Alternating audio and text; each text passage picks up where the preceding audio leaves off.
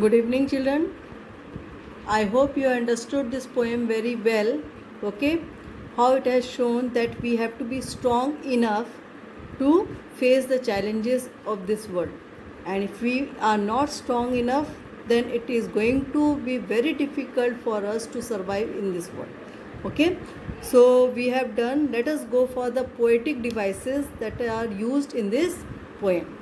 Now, first one is alliteration. As I told you, what is alliteration? It is a repetition of consonant sound or letter. Okay. So strong fires roar and flourish. So which consonant letter is repeated over here?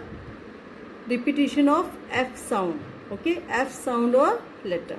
So this is repeated over here. So which figure of speech we call? It is alliteration.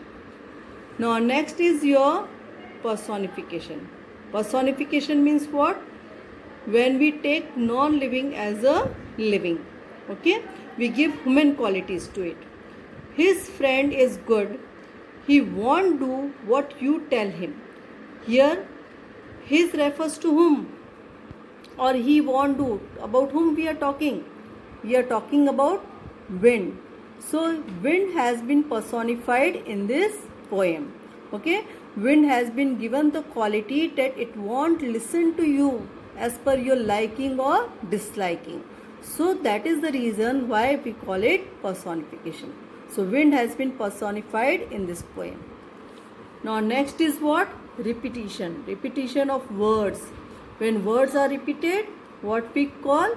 We call them repetition. Okay.